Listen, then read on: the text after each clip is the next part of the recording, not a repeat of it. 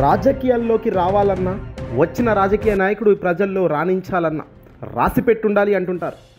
అయితే సీనియర్ నందమూరి తారక రామారావు గారు అటు సినిమాల్లో రాణిస్తూనే రాజకీయాల్లోకి అడుగుపెట్టి తెలుగుదేశం పార్టీని స్థాపించిన వ్యక్తి.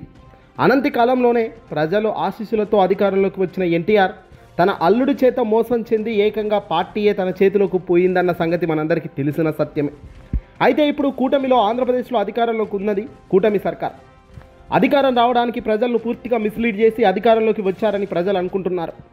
చెప్పిన ఏ ఒక్క హామీ గడిచిన ఏడాది కాలంలో ఒక్కటి చేయకపోగా అధికారంను పూర్తిగా అడ్డదారిలో నడిపిస్తున్న తీరుకు పక్క రాష్ట్రాల ప్రజానికం కూడా ఒప్పుకునే పరిస్థితి కనిపించడం లేదు.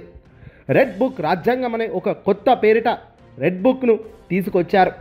రెడ్ బుక్ పేరిట పెద్ద ఎత్తున పక్క పార్టీ వాళ్ళను ఇబ్బంది పెట్టడమే కాకుండా రోజుకొక వ్యక్తిని అరెస్టు చేయడం, జైలుకు తిప్పడం లాంటి పైశాచిక ఆనందం పొందే పనులు చేస్తూ అధికారాన్ని పూర్తిగా దారి తప్పించే కార్యక్రమానికి శ్రీకారం చుడుతున్నట్టుగా ప్రజానికం ఇప్పుడు ఆలోచన చేస్తోంది. సరిగ్గా ఇలాంటి సమయంలోనే కేకే సర్వే అంటూ ఇటీవల తొలి ఏడాది కాలంలో అధికారంలోకి వచ్చిన కూటమి సర్కారు చేస్తున్న పనులు, అలాగే వాళ్ళు చేయలేకపోతున్న పనులపైన ప్రజల చూపు ఎలా ఉంది అనే దానిపై వాళ్ళు సర్వే నిర్వహించారు. ఇదిగో ఆ సర్వేలోనే సంచలన విషయాలు బయటపడటంతో ఇప్పుడు అంతా కూడా ముక్కున వేలేసుకుంటున్నారు. 40 ఏళ్ల సీనియర్ రాజకీయ నాయకుడిని, 40 ఏళ్ల చరిత్ర కలిగిన వ్యక్తిని అని చెప్పుకుంటున్న చంద్రబాబు నాయుడు గారి మీద ప్రజల్లో వ్యతిరేకత ఆరంభమైంది. అదే మాదిరిగా ఓడిపోయిన వైఎస్ఆర్సీపీ పార్టీ అధినేత వైసీపీకి సంబంధించిన జగన్మోహన్ రెడ్డి గారికి కూడా గ్రాఫ్ పెరిగేందుకు సిగ్నల్స్ పడ్డాయి. కొత్తగా ఎన్నికల్లో విజయం సాధించిన ఎమ్మెల్యేలలో కూటమికి సంబంధించి ఆల్రౌండ్గా 80 మంది ఎమ్మెల్యేలు నూతనంగా తొలిసారి ఎన్నికల్లో పోటీ చేసి గెలుపొందారు. అందులో ఏకంగా 19 మంది పూర్తిస్థాయి వ్యతిరేకత నమోదు చేసుకున్నారట. ప్రజలు వీళ్లను పూర్తి స్థాయిలో 100% తిప్పికొట్టేందుకు సిద్ధంగా ఉన్నారట. ఇక అలాగే సొంత తెలుగుదేశం పార్టీకి సంబంధించిన కార్యకర్తలే, సొంత వాళ్ళే చంద్రబాబు తర్వాత తెలుగుదేశం పార్టీని ఎవరు లీడ్ చేయాలి అనే ప్రశ్నకు ఒక్కసారిగా అనూహ్యంగా లోకేష్ తర్వాత లిస్టులో జూనియర్ ఎన్టీఆర్ అనే పేరును కూడా పెద్ద ఎత్తున పైకి తీసుకొస్తున్నారట. ఇక్కడ ఆశ్చర్యకరమైన లెక్కలు బయటకు వచ్చాయి. చంద్రబాబు తర్వాత నెక్స్ట్ ఎవరు? రాజకీయంగా రాణించిన చంద్రబాబు 40 ఏళ్ల సుదీర్ఘ రాజకీయ అనుభవం తనకుంది. కానీ వయసు పెరుగుతున్న రీత్యా చంద్రబాబు తర్వాత నెక్స్ట్ ఎవరు అన్న ఆలోచన కూడా ఇప్పుడు అందరిలోనే మెదలవుతుంది.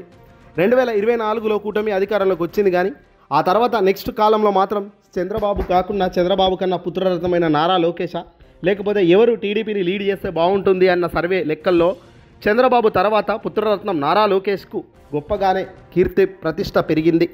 చంద్రబాబు తర్వాత కూటమిలో సత్తా ఉన్న నాయకుడు నారా లోకేష్ 43.5% ఉంటే పవన్ కళ్యాణ్కు 39.0% ఉందట.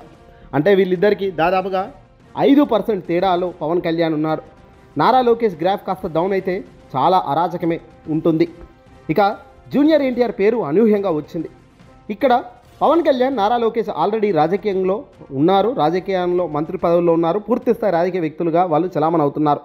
మరి అలాంటి వాళ్ళే కాకుండా ఏకంగా జూనియర్ ఎన్టీఆర్ రాజకీయాలకు సంబంధం లేకపోయినప్పటికీ నందమూరి తారక రామారావు గారి మనవడైన జూనియర్ ఎన్టీఆర్ రాజకీయాల్లోకి రావాలి, తెలుగుదేశం పార్టీని లీడ్ చేయాలని సొంత తెలుగుదేశం పార్టీలోని వ్యక్తులే 11.8%, దాదాపు 12% మంది కోరుకోవడం ఇప్పుడు ఆశ్చర్యంగా మారింది. ఇలా చంద్రబాబు తర్వాత లోకేష్ ఉంటాడా, లేదంటే ఎవరి గ్రాఫ్ ఎప్పుడు పెరుగుతుందో ఊహించే పరిస్థితి లేదు. లోకేష్కు ఆశించిన మేరకు గ్రాఫ్ ఉందని అనుకోవడానికి వీల్లేదు. కేవలం 5% దూరంలోనే పవన్ కళ్యాణ్ ఉన్నాడు. అంటే ఏడాది కాలంలోనే పవన్ కళ్యాణ్ తాను తెలుగుదేశం పార్టీని లీడ్ చేసే సత్తా ఉంది అన్న నాయకుడి లిస్టులో మాత్రం తాను చేరిపోవడం ఇక్కడ గమనించాలి. రాబోయే 4 ఏళ్లలో తన గ్రాఫ్ 5% కాకుండా ఇంకింత పెంచుకోగలిగితే లోకేష్ గ్రాఫ్ పతనమవుతుంది.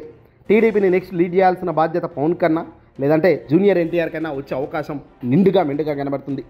రాజకీయాల్లో ఎవరెవరు వస్తుంటారు, ఎవరెవరు పోతుంటారు అన్నది మనం గీతలు గీసి చెప్పే ప్రయత్నం చేయకూడదు.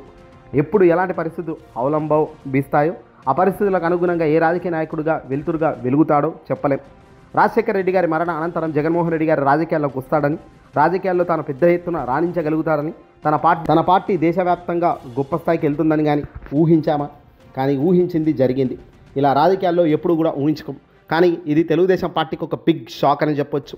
జూనియర్ ఎన్టీఆర్ అంటేనే విసుగు పొందే బాలయ్య, చంద్రబాబు ఫ్యామిలీ ఊహించని స్థాయిలో ఇప్పుడు జూనియర్ ఎన్టీఆర్ పేరు సొంత తెలుగుదేశం పార్టీలో వినిపిస్తుండడం నిజంగా ఒక చర్చానీయాంశమే. మరి మీరేమంటారో కామెంట్ చేయండి.